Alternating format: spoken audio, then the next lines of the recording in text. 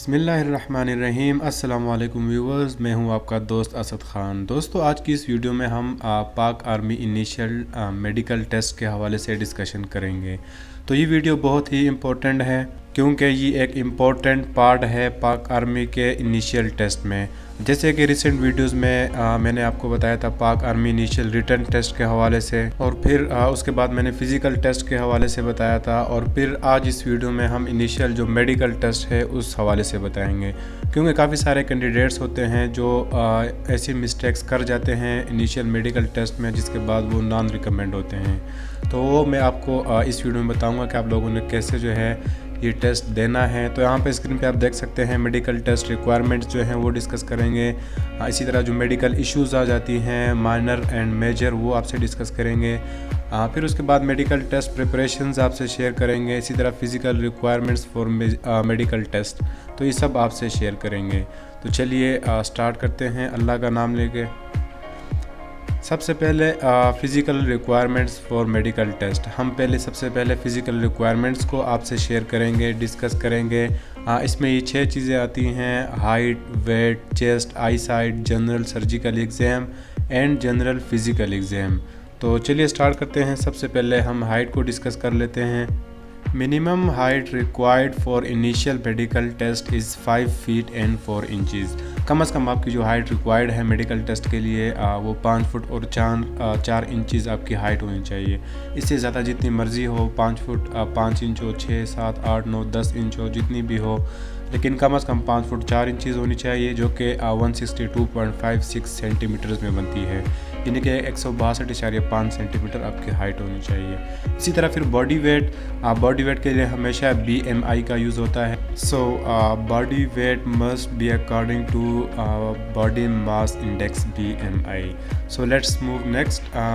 Chest requirement for male, minimum chest requirement is 80 centimetre with 5 centimetre expansion. आपकी जो कम से कम chest है, जो मेल हमेशा मेल का ही काउंट होता है, वो कम से कम 80 सेंटीमीटर आपकी जो है चेस्ट रिक्वायरमेंट है विद एक्सपेंशन। जब आप सांस लेते हैं फूलता है आपका सीना, तो 5 सेंटीमीटर उसके साथ एक्सपेंशन होती है। तो कम से कम आपकी जो है 80 सेंटीमीटर आपकी जो है चेस्ट होनी चाहिए। इसी तरह फिर नेक्स्ट आई साइट रिक्वायरमेंट्स, आपकी नज़र की जो रिक्वायरमेंट्स होती है, आई साइट मस्ट बी 6/6 विद और विदाउट ग्लासेस। आपकी जो है नज़र 6/6 होनी चाहिए, चाहे आपकी जो है आप ऐनक लगाते हों, यूज़ करते हों या ना करते हों। इसी पर्पज़ के लिए मैंने अपनी स्क्रीन पे अल्फ़ाबेट्स भी दिए हुए हैं, आप स्क्रीन पे देख सकते हैं जहाँ पे ये मैं कर्सर मूव कर रहा हूँ। आप यहाँ पे भी अपना लाइव टेस्ट कर सकते हैं, अपनी नज़र है आई साइट वो देख सकते हैं। तो इस साथ आप जो है रीड करते जाएं। अगर आप इसको इजीली पढ़ सकते हैं या ग्लासेस आपने लगाई हुई हैं तब भी पढ़ सकते हैं, तो इसका मतलब कि आपकी नज़र 6/6 है और आप इजीली क्लियर कर सकते हैं। तो इसी तरह फिर चलते हैं हम नेक्स्ट स्लाइड की तरफ। मेन मेडिकल प्रॉब्लम्स, जो हमारे जो इश्यूज़ होते हैं जब हम टेस्ट देते हैं, तो कौन कौन सी वजूहात है जिन पे हम रिजेक्ट हो सकते हैं। तो 2 किस्म के इश्यूज़ होते हैं, minor issues and major issues. Minor issues वो इश्यूज़ होते हैं जो कि जिसके लिए आपको टाइम मिलता है, कुछ अरसा दिया जाता है, 15 दिन, 20 दिन, महीना, 2 महीना, कुछ टाइम दिया जाता है कि आप इस इशू को सॉल्व करें। वो कौन कौन से इश्यूज़ हैं वो मैं आपसे डिस्कस करता हूँ। इसी तरह फिर मेजर इश्यूज़ हैं जो कि सॉल्व नहीं हो सकते, तो उसकी बिना पे बंदा परमानेंटली रिजेक्ट हो जाता है। तो हम ये दोनों इश्यूज़ अभी आपसे शेयर करेंगे। तो चलिए सबसे पहले हम स्टार्ट करते हैं माइनर इश्यूज़, पाक आर्मी मेडिकल प्रॉब्लम्स। तो ये काफ़ी सारे प्रॉब्लम्स हैं, इसमें आते हैं पाँव के हवाले से, फुट के हवाले से आते हैं, हाथों के हवाले से, इसी तरह हड्डियों के हवाले से, इसी तरह जो टेम्पररी बीमारी होती है उसके हवाले से। तो चलें अब शुरू करते हैं minor and major issues. Let's start. तो medical issue number 1, knee knocking. दोस्तों, इसमें होता बेसिकली ये है कि ये आपके घुटने इसमें चेक होते हैं। तो आप यहाँ पिक्चर नंबर 1 में देखें तो आपके घुटने ऐसे ना हो, मतलब कि बिल्कुल ही ज़्यादा फासले पे ना हो, टेढ़े ना हो। इसी तरह फिर आपके जो घुटने हैं वो जुड़े हुए ना हो, मतलब आप जब ये दोनों टखने आपस में जोड़ लें, जिस तरह इस पहली इमेज में है, दूसरी इमेज में है, तो आपके ना तो इतने दूर होने चाहिए कि टेढ़े से हो, ना बिल्कुल जुड़ने चाहिए आपस में। जो नॉर्मल है बिल्कुल, वो जो पिक्चर नंबर 3 में है आप इसमें देख सकते हैं, हल्का सा फासला हो, यानी कि आपके दोनों घुटने आपस में टच ना होते हों।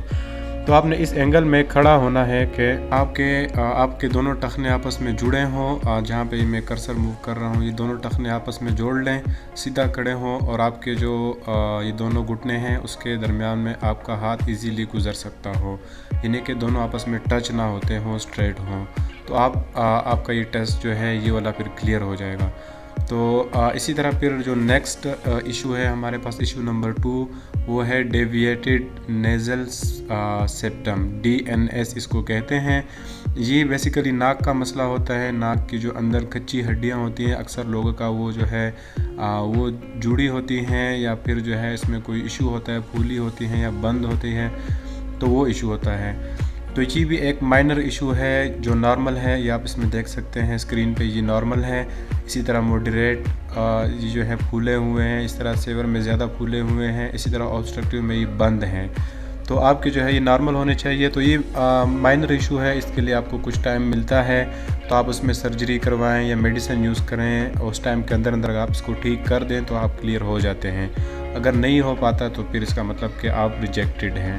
तो ये था हमारे पास DNS इशू। इसी तरह फिर हमारे पास जो नेक्स्ट है वो फ्लैट फीट का इशू होता है। ये भी माइनर इशू है।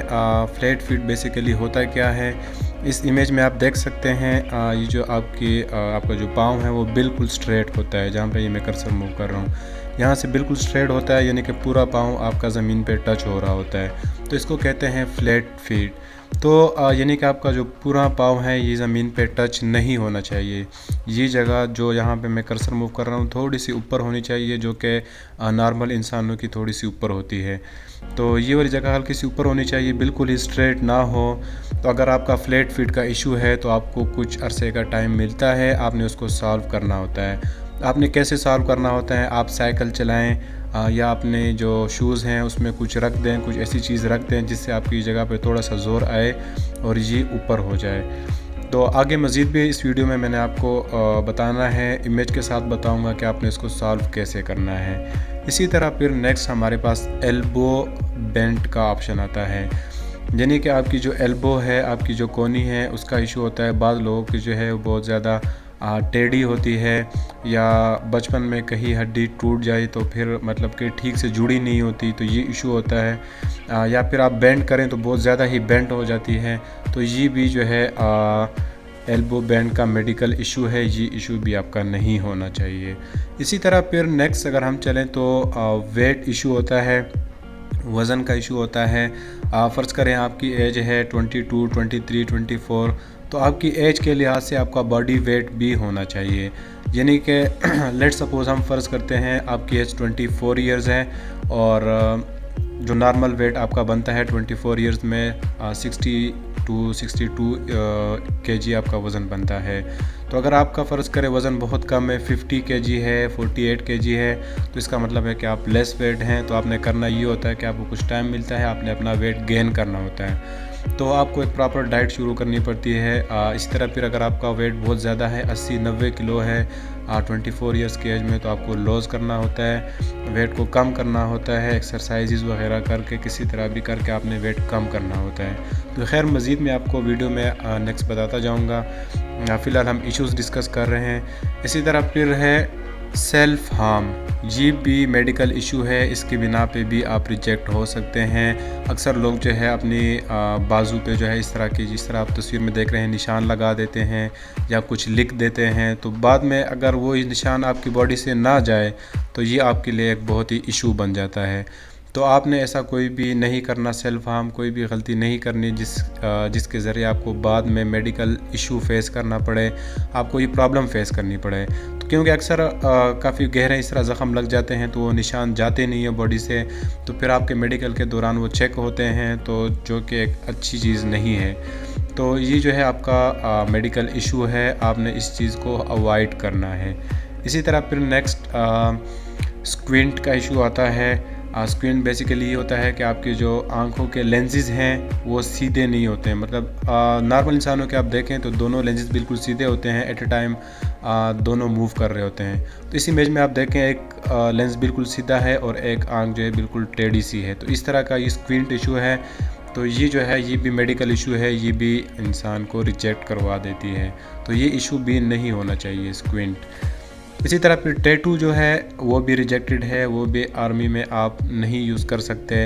अक्सर लोग जो है अपनी बॉडी पे, अपने बाजू पे, अपने शोल्डर्स पे, अपनी चेस्ट पे इस तरह ये टैटूज़ बनवा लेते हैं, कमर पे। तो ये रिजेक्टेड है, ये आप नहीं लगा सकते हैं। टैटूज़ जो है वो नहीं है एक्सेप्टेड। तो आपने टैटू वगैरह को भी यूज़ नहीं करना। इसी तरह फिर नेक्स्ट हमारे पास आता है एनी परमानेंट डिसीज़।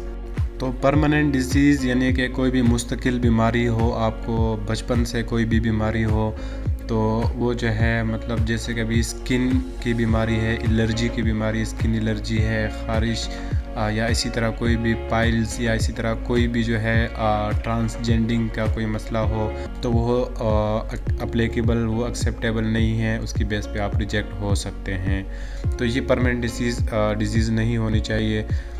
इसी तरह जो है फिर अभी हम माइनर इश्यूज़ का सलूशन मैं आपको बताता हूँ। जितने भी माइनर इश्यूज़ मैंने आपको बताए, फ्लैट फीट हो गई, नी नॉकिंग हो गया, इसी तरह जो मेन चीज़ें थे वेट वगैरह का। तो ये माइनर इश्यूज़ हैं, इनको आपने सॉल्व कैसे करना है, क्योंकि आपको एक गिवन टाइम मिलता है जब ये इशू आपके आते हैं। तो आपको एक मेडिकल भी रिकमेंड किया जाता है, CMH, या आप ख़ुद भी कर सकते हैं। आपने वो इलाज करवाना होता है ख़ुद को, जो है वो मसले जो सेट हो सकते हैं एक उस गिवन टाइम के अंदर आपने अपने आप को सेट करना होता है, वो इश्यूज़ ख़त्म करने होते हैं। तो आपने ख़त्म कैसे करने हैं वो मैं आपको बताता हूँ। सबसे पहले तो फ्लैट फीट, ठीक है, जिसकी इस तस्वीर में आप देख सकते हैं ये पाँव ये बिल्कुल जो है सीधा है, फ्लैट फीट है, सारा पाँव ज़मीन पे टच हो रहा है, हल्का सा यहाँ से ऊपर होना चाहिए जो नॉर्मल इंसान का होता है। यहाँ पे आप देखें, जहाँ पे मैं कर्सर मूव कर रहा हूँ, यहाँ पे ये फ्लैट फीट का है, पूरा पाँव जो है टच हो रहा है। और यहाँ पे नीचे देखें ये फ्लैट फीट नहीं है, हल्का सा हिस्सा ऊपर है। तो अगर आपका ये फ्लैट फीट का इशू हो तो आपने क्या करना है, यूज़ सपोर्टिव शूज़। जो शूज़ होते हैं शूज़ में कुछ रख दें, कोई कपड़ा टाइप रख दें स्पेशली उस जगह के जो ज़मीन से टच हो रहा है, थोड़ा सा जो है उससे आहिस्ता आहिस्ता ऊपर आना शुरू हो जाएगा। Loss weight if you are overweight, अगर आपका वेट ज़्यादा है थोड़ा सा वज़न कम करें, क्योंकि अक्सर वेट ज़्यादा हो तो आपकी जो कार्बोहाइड्रेट्स, चर्बी है वो काफ़ी बॉडी में फैल जाती है। तो आप वेट लूज़ करते हैं तो वो कम हो जाती है, जिससे आपका फ्लैट फीट का इशू भी हल हो जाता है अगर आप ओवर वेट हैं तो।